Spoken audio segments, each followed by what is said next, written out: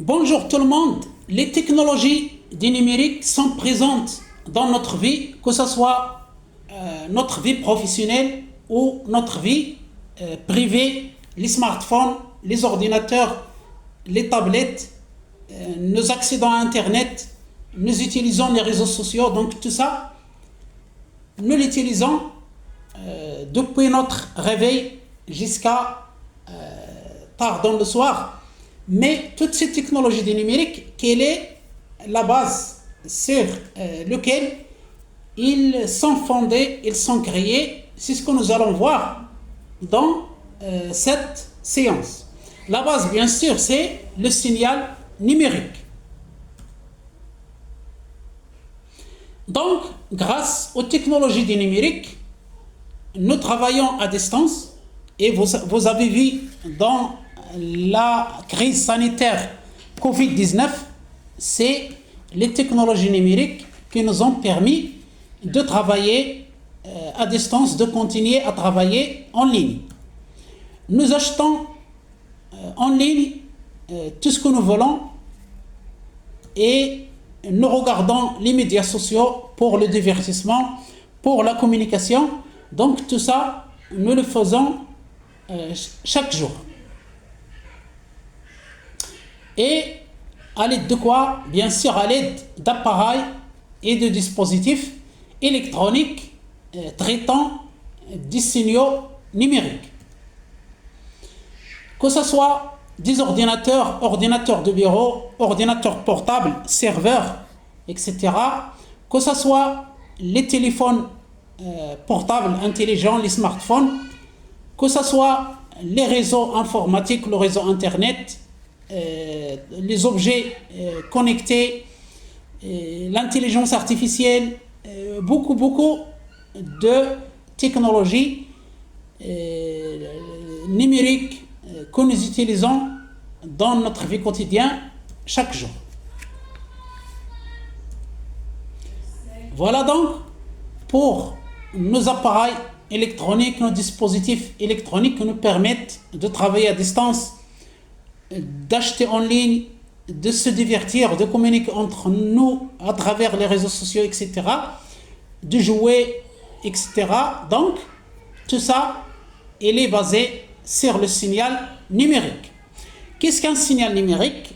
Le signal numérique était, avant d'être numérique, il était analogique, c'est-à-dire un signal continu, naturel, que ce soit des graphiques, notre voix, la température, tout ce qui est naturel, qui se trouve dans la nature et qu'on peut percevoir, que ce soit nous, les êtres humains, par exemple la voix, regarder des graphiques, ou bien des machines, par exemple un thermomètre qui mesure la température.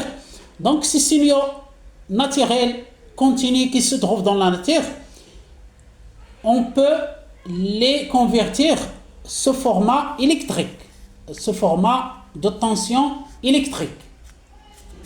Par exemple, un magnétophone analogique, on peut enregistrer le son et le graver sur un phonogramme ou bien l'enregistrer sur une bande magnétique. Tout ça, c'est des signaux analogiques, c'est-à-dire transformé en tension électrique. Ce signal analogique converti en tension électrique est converti en un signal discontinu, c'est-à-dire il n'est pas continu, il n'est pas naturel, il est truqué, c'est-à-dire on prend seulement des morceaux des signaux analogiques pour constituer ce signal discontinu qui est formé d'une suite de nombres des 0 ou des 1, et cette conversion des signaux analogiques en signal numérique se fait à l'aide d'un appareil électronique appelé convertisseur analogique numérique, CAN, ou en anglais ADC, Analog to Digital Converter. Bien sûr, ce signal numérique, il est traité par les machines, notamment les ordinateurs, les téléphones portables,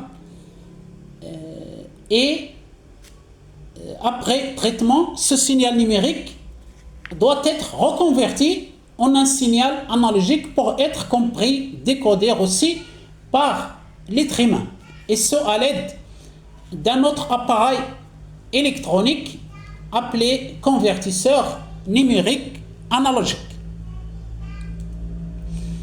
Donc, lorsqu'on parle de la conversion des signaux analogiques qui existent dans la nature et on le convertit en signal numérique, on utilise un appareil électronique, le convertisseur analogo numérique,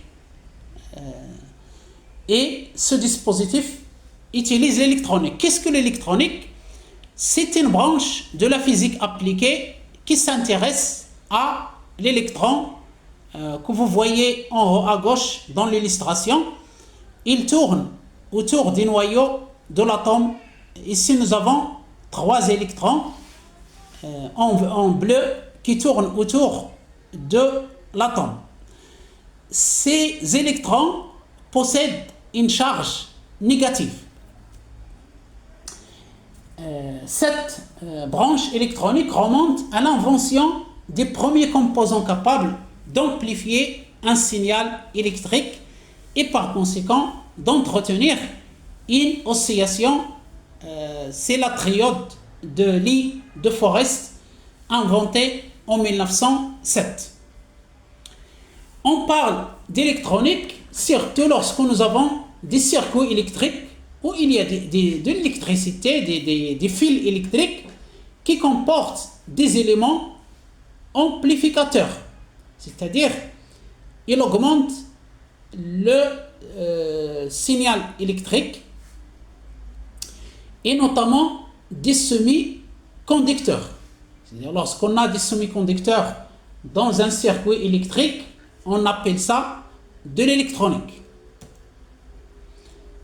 C'est quoi donc le semi-conducteur? Un semi-conducteur est un matériau qui a les caractéristiques électriques d'un isolant, mais pour lequel la probabilité qu'un électron puisse contribuer à un courant électrique, même s'il est faible, est suffisamment importante. Donc vous voyez à gauche des illustrations de semi-conducteurs.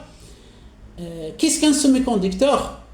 C'est un matériau qui a la conductivité électrique, c'est-à-dire la disposition qu'un courant électrique traverse ce matériau. Donc il est intermédiaire entre un métal, par exemple le cuivre, qui fait passer l'électricité, le courant électrique, et l'isolant, par exemple le verre. Le verre ou bien le bois ne permet pas une conductivité électrique, c'est-à-dire le courant électrique ne passe pas. Donc, le semi-conducteur, il a une propriété qui est entre le métal qui laisse passer le courant électrique et l'isolant qui ne le laisse pas passer. Voilà donc pour expliquer ce que c'est qu'un semi-conducteur. Qu'est-ce qu'on fait avec les semi-conducteurs? On fabrique des transistors. Qu'est-ce qu'un transistor? Le transistor est un composant électronique à semi-conducteur qui permet de contrôler ou bien d'amplifier des tensions et des courants électriques.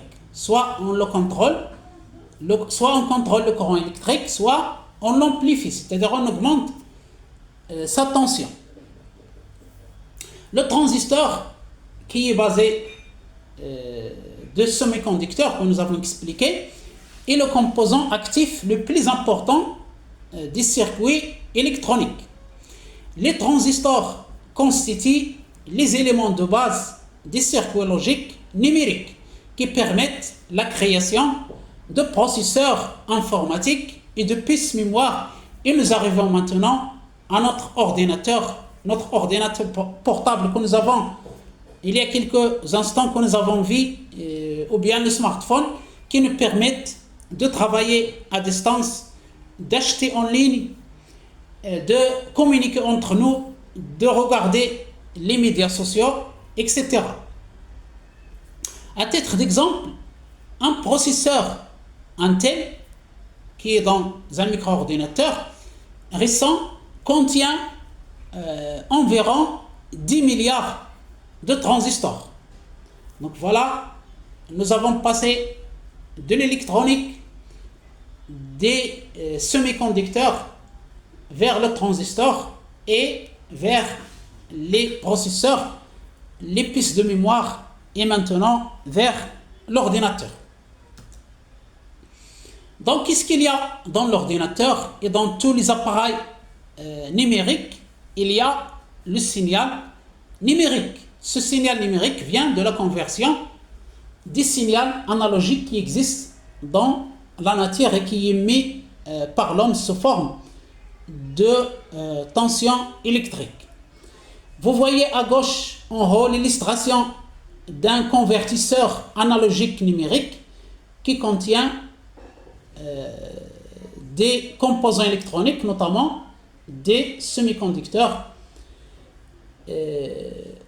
À droite, en haut, comment un convertisseur analogique numérique convertit le signal analogique. Donc nous avons une tension analogique, par exemple la température en degrés Celsius qui est entrée sous forme de tension électrique analogique en volts et qui sort après le traitement par le convertisseur analogique numérique qui donne comme sortie un nombre binaire n composé de n bits, c'est-à-dire des 0 et des 1.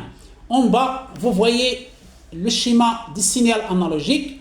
Il peut prendre toutes les valeurs de 0 volts jusqu'à 5 volts. Donc le signal analogique électrique de 0 volts jusqu'à 5 volts.